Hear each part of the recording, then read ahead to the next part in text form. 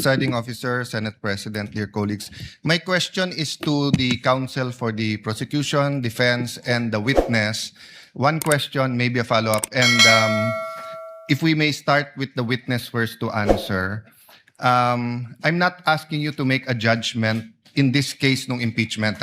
So sa akin is answer the general question. So we've discussed in the last 2 days, diba, what is illegal expenditure, what is irregular expenditure, what is improper expenditure.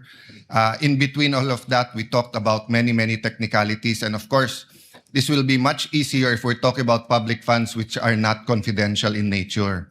So my question is, when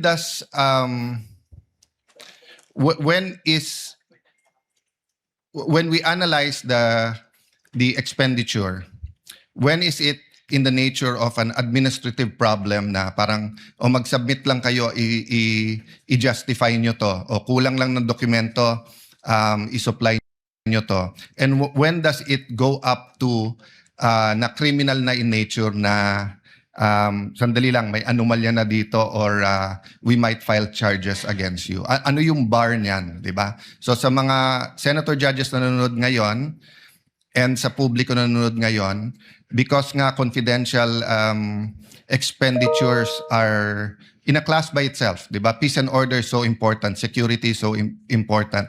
So I'm not referring to this case, So I'm not asking you to make a judgment in this case, whether it's administrative, criminal.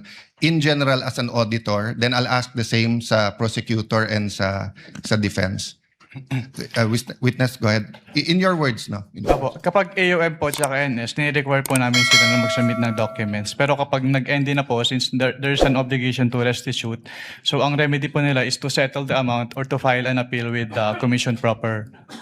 Yes, but even when you give them an ND to restitute, hindi nyo naman sinasabi pag restitute. Pwedeng restitute na mali paggamit, hindi yung binulsa mo yon, di ba?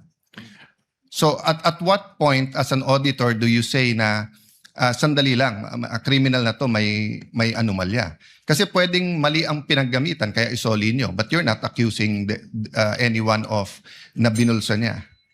Well, sa circular naman po, merong presumption na tinatawag kapag hindi nakapag-liquidate na maayos yung agency, which is presumption of misuse or misappropriation. Yes, and that's a disputable presumption, right?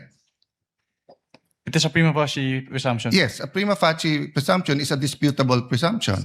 It's not a conclusive presumption, meaning yung prima facie, so lilipat yung onus sa kabila na i-prove na mali.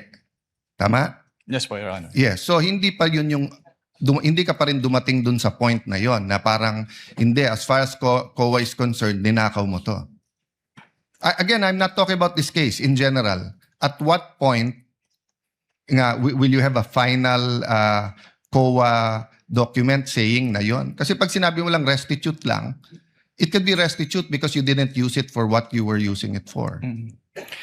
Based on the rules of COA po, since di ba i-appeal po pwede bang i-appeal yung ND, at kapag naglabas si commission proper ng decision at hindi po nag-comply si agency dun sa decision, then pwede nang i-endorse with the ombudsman yung case for the filing of criminal Kindly wind up, charges. Senator So John I'm okay. I just want to hear the answer of both the prosecution. With the permission of Senator Judge Allen, asking the counsels for the parties that same question will already make them give their own versions of the law, which I think should be coursed through the witness, similarly to how you asked the question to the witness, instead of it being placed on the record based on their own points of view.